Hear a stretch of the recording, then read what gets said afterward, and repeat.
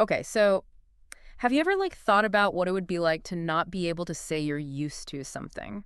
Hmm. Like imagine trying to describe how you adapted to say working from home or, explaining that your grandma bakes bread every Sunday. Yeah. But without those handy phrases like got used to or used to, Right. it's kind of wild to think about, right? It is. Well, today we're going to do exactly that. We're diving into this really fascinating linguistic puzzle from a newly discovered ancient civilization. Okay. And get this, their language apparently lacked any way to express this whole concept of being used to something. Wow. Yeah, habituation, as it's technically called. Hmm. It really makes you think about, how we understand our own lives, the changes, the routines we all have. Absolutely. And that's a great point. We often take these expressions for granted, but they actually reveal a lot about how we perceive and articulate our experiences. Yeah, totally. So today we're going to be exploring this linguistic anomaly through what's really interesting is this classroom scenario where students encountered this very mystery. Interesting. They were presented with these fascinating artifacts from the civilization and even had this lively debate about the implications. Oh, wow. So using that scenario as our kind of jumping off point, we want to examine with you, the listener, the roles that both habit and change play in shaping who we are. That sounds great. Yeah, and I think it'll be a fun way to, explore this concept. So first things first, let's break down this whole used to business. What exactly makes it so unique and well absent in this ancient language? Right. So the core discovery that was presented to these students was that this ancient language had no grammatical structures equivalent to our English phrases like you were saying, used to be used to and get used to. Right, right. And even though they seem similar on the surface, they actually have pretty distinct meanings, right? Exactly. You Yeah. hit the nail on the head there. They do. hmm And understanding those distinctions, I think, is key to grasping the potential impact of their absence. For sure.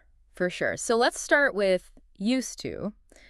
The teacher in the source material, Mindy Bennett, she gives the example of her grandfather used to ride horses every morning.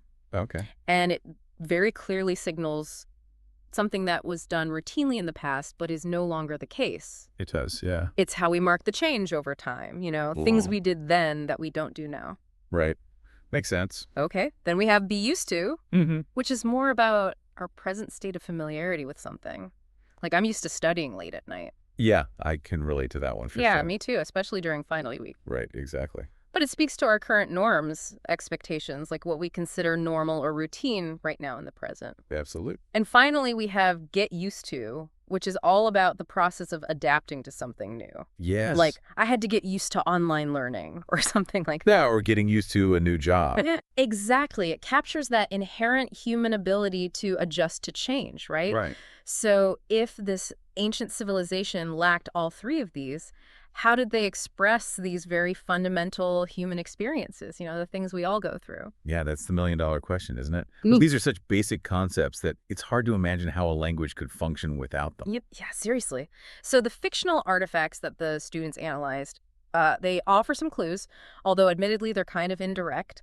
Mm-hmm. But what's interesting is they point to a society that was seemingly obsessed with novelty and transformation. Oh, wow. So like the opposite of being used to things? Yeah, kind of. Like they were constantly seeking out the new and the different. Interesting. And there was this distinct lack of any kind of linguistic markers or artifacts that suggest, established routines or long-lasting habits. Yeah. Like even their historical narratives, they were described as just this series of abrupt events, Oh. almost completely skipping over any sense of gradual transitions or, the slow development of customs. So it's like their history was a highlight reel. Yeah, exactly. Like trying to follow a plot where all the character development happens off screen. That's a great analogy. Right. And speaking of narratives, these personal stories they uncovered also lacked this sense of adaptation or change over time. They did, yeah.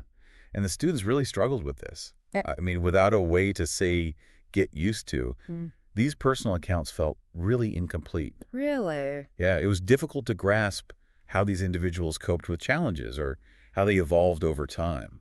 Makes sense. Yeah. One student even pointed out that without a way to express used to, they couldn't really tell a story about what their life was like before some big event occurred. Right. You wouldn't be able to contrast the before and after. Exactly. And without that contrast, how can you even gauge the impact of that event on a person's life? Right, you lose that sense of personal growth or transformation. Hmm. Makes you wonder, doesn't it? It does. So for you listening out there, think about how you typically explain like a big change in your own life. Like how often do your explanations hinge on these very phrases we're talking about? Yeah, something to think about. Right. And this whole linguistic void naturally led the students to a pretty central debate. Okay. In a culture that can't express habituation, what plays a bigger role in shaping who we are? Our habits or our capacity for change? Ah, the classic nature versus nurture debate. Yeah, kind of. And they actually split into these two camps, team habits and team change, to hash it out. Makes sense. So team habits, they were all about the importance of routines and consistent behaviors. Right. Stability and structure. Yeah. They argued that these things provide stability and structure to our daily lives. Right. And a sense of self. Exactly. And that they contribute significantly to our sense of self. Hmm. They also stress the importance of reflection, being able to look back and say, this is what I used to do as a way to understand who we are now. Yeah, I see their point. Right. And don't forget the comfort and predictability of what we're already used to. Right. Which they argued helps to reduce cognitive load and makes us more efficient. Makes sense. Yeah. We don't have to constantly relearn everything. Exactly. It frees up mental space for other things. One student even brought up this really touching example of her grandmother who used to bake bread every Sunday. Oh, that's nice. Yeah. Oh, yeah. It wasn't just a chore, It was a tradition that really defined her role and her identity within the family. Traditions are powerful. Totally. Okay, but then we have team change, and they came in swinging. Yeah. They were all about embracing change and adapting to new circumstances as the driving forces behind growth innovation, all that good stuff. Sound like my kind of people. Right. They argued that the ability to get used to new things is essential for navigating, an ever-changing world. Right, because change is the only constant. Exactly. And they also brought up a really important point that relying too heavily on habits can make us rigid and resistant to necessary adaptation. I see what they mean. Right. Like if you're always clinging to the familiar, you might miss out on opportunities to grow and evolve. And potentially get left behind. Totally. And it was actually pretty amazing to see how naturally the students used these grammatical structures get used to in their arguments. Yeah. It really highlighted how ingrained these concepts are in our thinking. Absolutely. Like we almost can't fully grasp the implications of a language without them precisely because we rely on them so much. It's like trying to describe color to someone who's been blind their whole life. Exactly. So where did they land after all this back and forth? Did one side win? Well, not really. They actually arrived at a much more nuanced understanding of the whole thing. Okay. The key takeaway was that habits and change, they're not these opposing forces that are constantly battling it out.